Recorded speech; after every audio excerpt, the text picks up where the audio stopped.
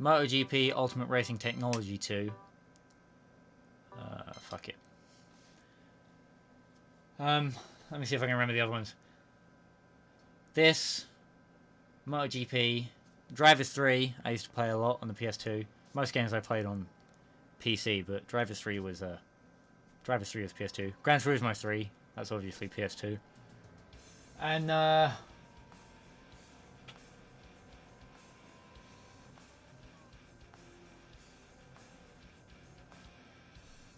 don't know, that was about it really.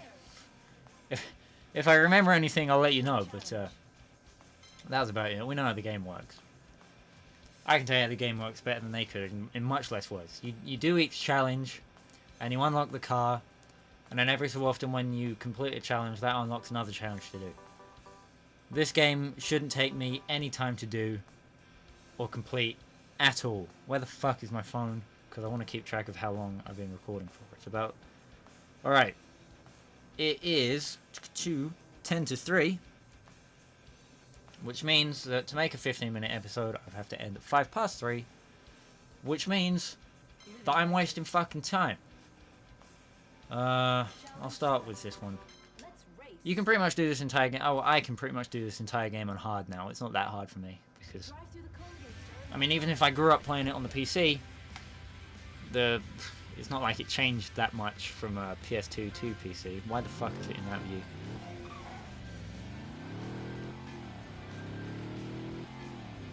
You know,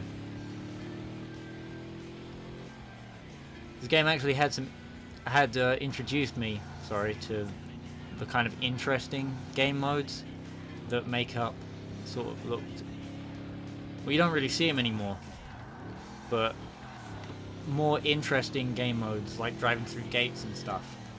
Those used to be side challenges in some racing games, and eventually you got to a point where they just completely dropped out of racing games completely. But this game revolves a lot around doing kind of these challenges, because the entire game is just doing challenges to unlock individual cars. It's what I would describe as the kind of game that you pull out of a cereal box or some shit, even though I've never experienced that. You know, whatever. Ford Racing 3 is much more of a complete, kind of game experience, whereas this is essentially the Gran Turismo, 6 coffee break challenges, but stretched out to be an entire game. And you know what?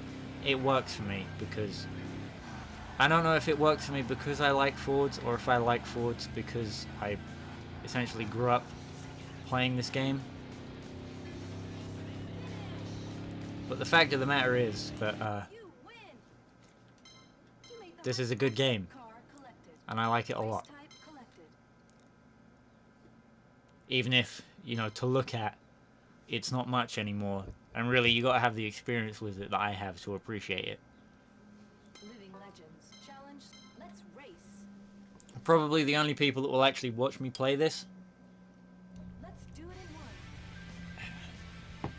are people that are familiar with this game, and like me, spent far too much of their life playing it for a budget racer designed to advertise Fords. Although as far as advertising Fords go, it didn't really do a very good job, because mostly it's kind of a museum piece where the majority of the cars are these are the classics, old Mustang, the history, basically any interesting Mustang, like you saw a minute ago, the Ford 49, that kind of thing. But as far as Fords that were actually being sold when it came out in 2003? Yeah, this game must be 2003. There really aren't all that many that I know of. There's a bunch of trucks in the game that I suppose you'd get if it was 2003 and you wanted a brand new truck. The concept for GT is here. It has a concept for the 2004/2005 Mustang. But apart from that, it's kind of, I mean, the production Mustang, or the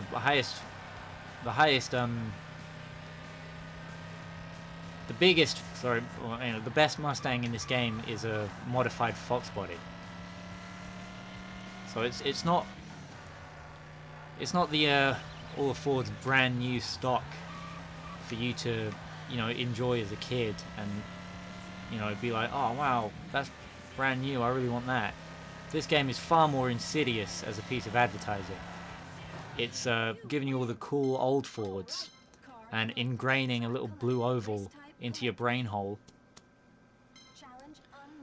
so that you grow up and you like Fords and you record yourself playing a game that's a Ford advertisement and put it up on YouTube for other people to look at. Incredibly clever. Downright evil.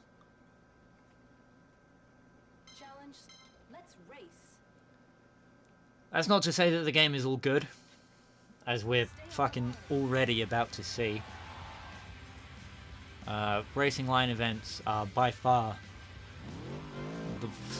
one of the worst game modes I've ever experienced. There's the team races in a Milestones Ride game that pairs you up with a random AI, and your ability to win is based on how the AI does, which you can't influence at all. So it's basically guesswork as to whether or not you'll actually be able to do those races or not. But actually, now that I've become competent at racing games and I'm not 10 years old anymore, I can actually follow a line drawn on the track. But I used to, especially playing on a keyboard, which I always did, I used to find this fucking impossible to do. So it's ingrained in my mind as one of the worst things to ever happen in a racing game, but it's actually not that bad. That doesn't make it good, though. Wow, I really hyped this up as being worse than it should have been. If I lose, I'm going to be mad. But, yeah, getting a penalty for coming off the line used to kill me. Because and it still kind of does, because I'm still obsessed with getting everything perfect. I don't know if the episode of Need for Speed Underground 2 where I talk about me playing Need for Speed Shift will have come out yet by the time that this episode of this is uploaded. But, the star challenges on Need for Speed Shift, I'm obsessed with getting all of the stars, and some of those are fucking impossible and really make me quite angry.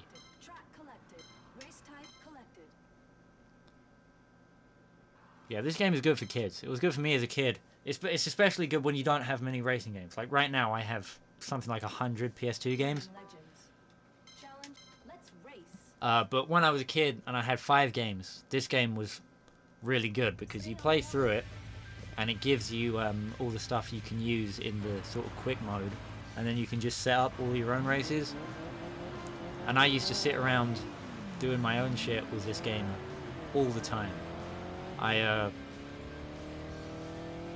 That racetrack we were on a minute ago, in the Ford Thunderbird, I took every car in the game to that track and did a 3-lap race, and I still have the notepad around here somewhere.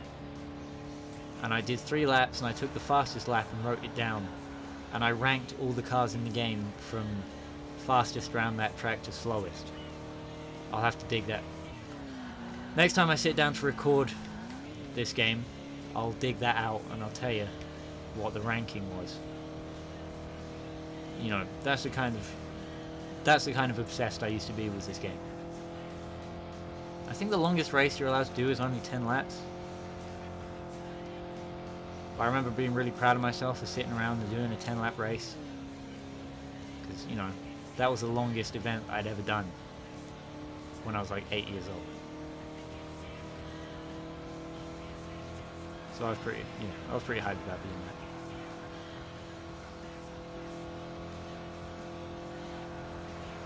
that. But I play this game so often. You know, I've never... A lot of the time people go back to games they play as a kid. As a really little kid. I mean, I'm 18 now, so I guess I can't be called a kid anymore. But people go back to games that they used to play all the time. And they're like, oh, I remember this. Oh, wow, this was great. I really like this. And then I'll go back to a game I played as a kid, but it's also a game that I played as a teenager, and a game that I'm now playing as an adult, because I'm a fucking hoarder, and I keep all of my games. So apart from some games that I literally can't... Oh, I've got to get the SVT Cobra. Who fucking cares about the Gran Torino? It was a good Clint Eastwood movie, but apart from that, who fucking cares? In the face of an SVT Cobra. Oh, the drafting events were kind of hard when I was a kid. I don't know if they'll be hard anymore. But yeah, I keep all of my games. And I play them, especially the ones that I like such as this one. Play them all very regularly. So, there's no such thing as a game that I have nostalgia for, because it's a game that, you know, I play... Maybe not monthly. I don't play games very often anymore. I don't watch anime very often. I don't even watch movies very often at this point, even though I'm doing my best to keep up and watching those. I'm getting back into anime right now as well. Games I only really have fun playing when I'm recording. I don't know what that says, but there we go.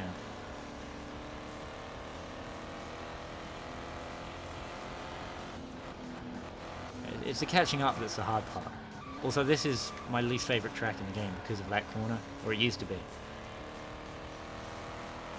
Man, there's so much I could talk about remembering with this game, but now that I'm showing you, I didn't remember any of it correctly. Yeah, but that corner to get through this part of the track, from that junction, that used to catch me out literally every time. And I never learned because I was a small kid. And then because I had this game completed for so long on my computer and never really bothered making a new profile or anything, I just sort of never drove at this track because it was ingrained as one that I didn't really like. And I'm not saying it's a very good track.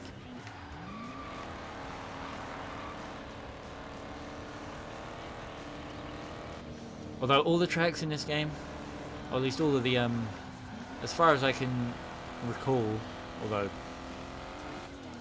as we've already learned, my ability to remember anything about this game so far has been seriously lacking. Kind of difficult to take that corner quick and smooth. Anyway. Yeah, my ability to remember anything about this game isn't very good, so... You know, don't necessarily take my word for it, but I lost my train of thought.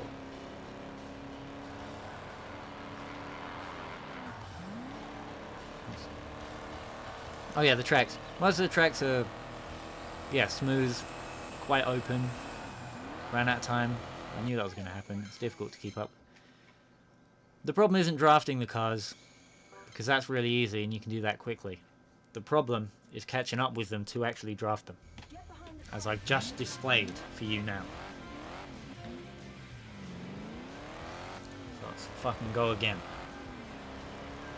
If we were playing Need for Speed, especially if we were playing PGR, but if we were playing Need for Speed and I had to restart a race, I'd be foaming at the mouth with anger.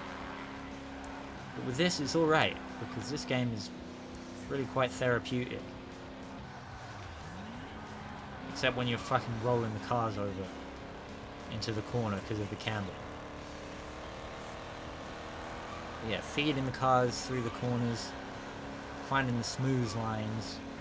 That wasn't necessarily a smooth line, I went kind of wide on that one, but...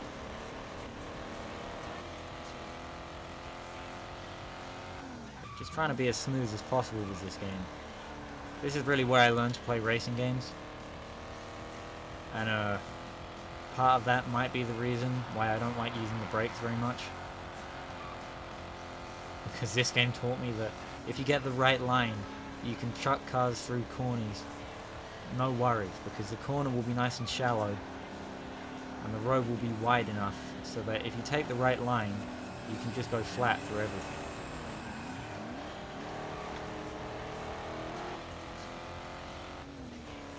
And it's a damn crying shame that that ain't true.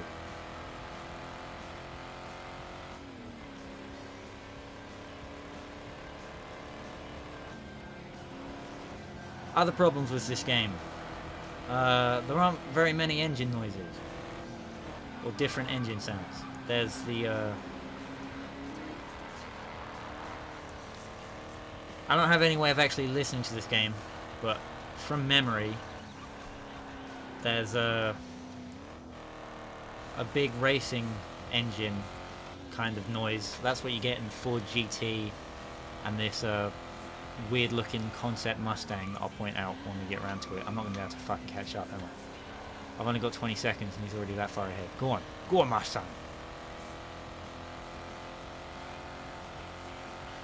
Yeah, this time I might have it. I might have it. Anyway, if you just listen to the game, you'll pick up on it, but there aren't many very different engine noises. I shouldn't really have to point them out. You'll just listen to the game and you'll figure it.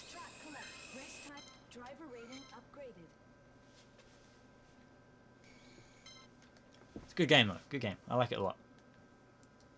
And that makes 15 minutes, more or less. So that's all of the Living Legends done, except for the 4GT, which is a challenge that you have to... I think that might be the last challenge that you actually unlock, because obviously it's the 4GT. Next week I'll do the movie stars, because in the challenge mode the cars are categorized like that, and then in the quick race mode they're just kind of...